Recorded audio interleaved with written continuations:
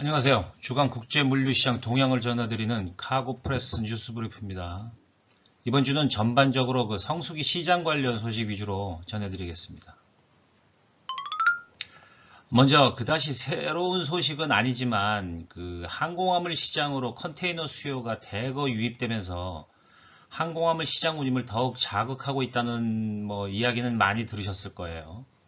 그런데 이 같은 모달 시프트가 반드시 항공화물 시장 입장에서는 환영할 만한 일은 아니라는 지적도 동시에 나오고 있습니다. 아시다시피 해상 컨테이너 시장이 혼잡하죠. 이로 인해서 트랜짓 타임이 늘어나면서 연말 시즌 물량 소화를 위해서 부득이 하주들은, 즉 해상 운송 하주들은 항공 운송으로 수요를 대거 전환 중인데요. 이로 인해 수요가 늘어난 항공화물 시장 운임이 가파르게 상승세를 보이고 있습니다. 물론 항공화물 시장의 운임 인상이 반드시 해상 운송 컨테이너 수요 때문이라고는 볼 수 없겠습니다만, 성수기의 영향으로 가뜩이나 운임이 올라가고 있는 상황에서 컨테이너 수요가 운임 인상을 자극하는 것은 사실입니다. 그런데 수요가 늘고 운임이 올라가니 항공화물 시장 입장에서는 나쁜 일은 아닙니다. 하지만 최근 항공화물 시장 전문가들은 이처럼 다소 비정상적인 성수기 수요 유입이 중장기적으로 봤을 때 항공화물 시장에게 악영향이 될 수도 있다는 지적이 나오고 있는 것입니다. 이유는 이른바 각 운송수단별로 고정 고객이 있다는 것이죠. 지금 항공화물 시장 수요를 자극하고 있는 해상 수요는 전통적으로 해상운송 주력 아이템들입니다. 극단적으로 해상시장 혼잡이 완정화되면 언제든지 떠나갈 사람들이라는 것이죠. 뜨내기 손님이라는 뜻입니다. 그런데 올해 성수기 이 같은 뜨내기 손님들 때문에 전통적으로 항공운송에만 올인했던 고정 고객들이 부수적인 운임 피해를 본다는 지적이 나올 수밖에 없습니다. 일단 가장 우려되는 것이 역시나 운임 인상인데요. 예상 가능한 성수기 운임 인상이 있겠죠. 이 운임이 해상 컨테이너 수입 수요로 인해서 추가적으로 더 인상 자극을 받게 되니까 항공운송만을 고집해왔던 고객들에는 불가피하게 추가 비용을 감수하고 있다는 겁니다. 특히 해상 컨수 소임은 아무래도 대량 화물이 많다 보니까 항공화물 차터기를 그냥 곧바로 빼가는 경우도 있어요. 물론 돈을 많이 주고요. 가뜩이나 공급이 부족한 항공화물 시장에서 차터기 수요마저 해상운송의 대량 화물이 빼앗기니까 공급이 더욱 마르고, 그러니까 사실상 일반적인 전기성 화물 요금도 같이 덩달아 상승하는, 그로 인해서 항공화물 고정 하주들은 피해를 입는 이런 상황이 일반적으로 변하고 있다는 것입니다. 딱히 해결책은 없습니다. 하지만 하주들은 항공사나 포더들이 모두 고정 고객을 좀 우선시하는 그런 서비스 또는 운임 정책을 시행해야 되지 않겠냐라고 몰매소리를 하고 있습니다.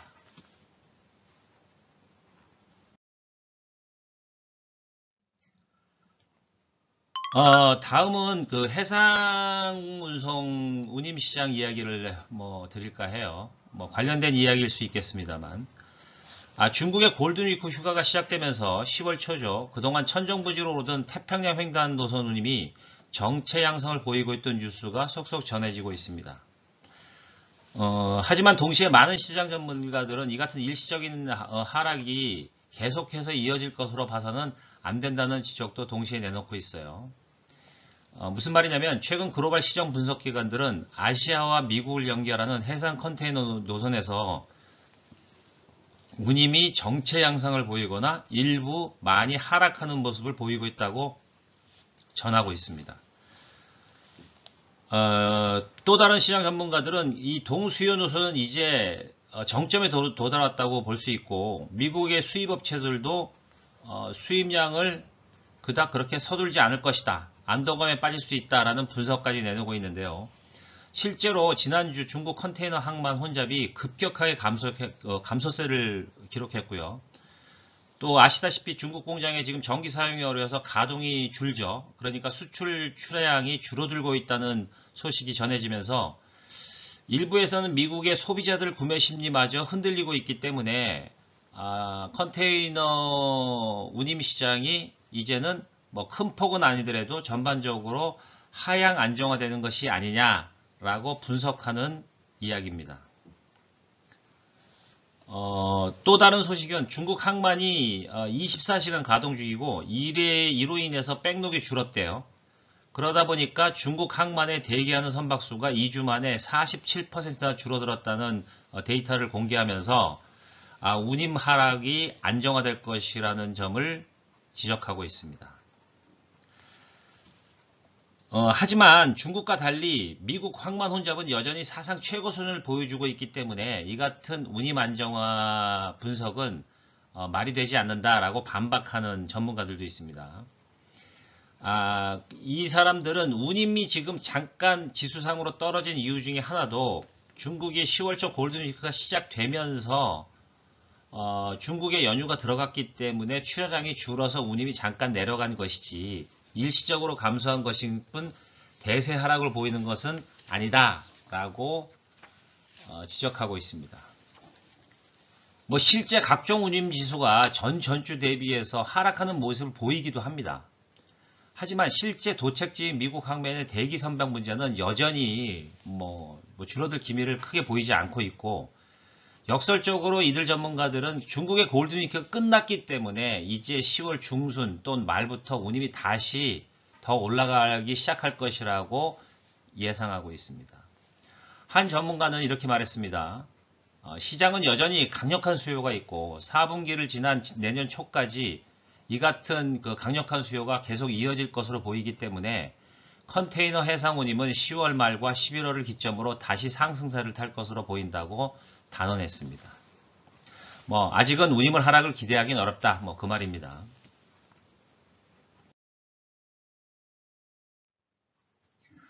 다음은 아야타 소식입니다. 최근 아일랜드 더블린에서 아야타가 월드카고 심포지엄을 열었는데요. 매년 열리는 행사입니다. 이 심포지엄에서는 여러 가지 논의가 있었다고 하는데, 우리가 주목할 소식이 하나 있는 게 뭐냐면, 항공화물 시장에서 가장 핫한 이슈인 리튬 배터리 운송에 관련해 별도로 독립된 인증 시스템을 도입한다고 결정했습니다. 아시는 세이브 인증이죠. CEIV 인증 카테고리 안에 리튬 배터리를 하나 더 만든다는 이야기예요. 이미 세이브 파르마, 세이브 프레쉬, 생동물에 대한 인증도 별도로 만들었는데요. 여러 가지 인증이 있는데 이 중에 리튬 배터리, 세이브 리튬 배터리 인증을 추가한다는 것입니다. 아야타 공식 발표를 읽어드리면, 리튬 배터리의 배송은 제조, 테스트, 포장, 표시, 라벨링 및 문서화 방법에 대해 확립된 글로벌 안전 표준을 준수해야 한다. 이러한 요구사항은 아야타 리튬 배터리 운송 규정인 LBSL 및 아야타 위험물 규정 DGR의 핵심 요소이기 때문이다 라고 전제하면서 이를 위해서 별도 인증을 만들겠다라고 공식 발표한 것입니다.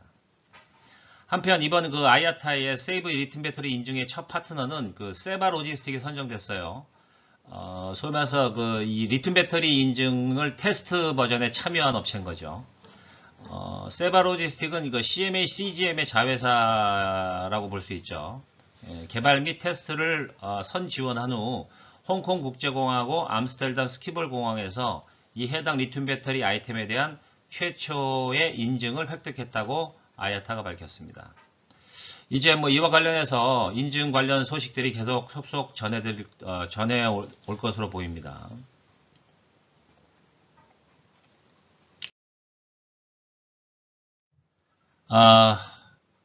마지막으로 인도 국영항공사인 에어인디아가 인도 타타그룹의 매각이 확정됐다는 소식이에요. 그동안 인도 민간 기업의 에어인디아 인수 여부를 두고 시장에서는 설왕설래가 계속되어 왔었는데요. 지난 10일이죠. 최종 경장 입찰에서 인도의 타타그룹이 최종 낙찰자로 선정되면서 일단락됐습니다. 이번 매각은 타타그룹의 지주회사인 타타손이라고 있어요. 타타그룹은 우리나라 LG나 삼성그룹처럼 인도 제일의 그룹이라고 볼 수 있으니까요. 이 지주회사가 100% 소유 중인 자회사인 탈레스라는 회사가 있는데, 이 회사를 통해서 에어인디아 지분을 1,800억 루피로 투자에 전량 인수하게 됐습니다. 이번 인수에 따라서 타타는 그 에어인디아의 지분 100%를 갖게 되고요. 그리고 자회사인 에어인디아 익스프레스라고 있죠. LCC를 전체 소유하게 됐으며 또 지상조합사인 에어인디아 SATS, 사트스라고 저희가 하나요? SATS의 지분의 50%를 취득하게 됐습니다. 한편 에어인디아는 사실 그 지난 1932년 타타 에어라인으로 설립됐다가 1953년에 국유화되면서 출범한 국영항서였습니다. 그러니까 결국은 뭐 원래 주인으로 되돌아간 셈이 된 거죠. 저도 이번에 알았습니다.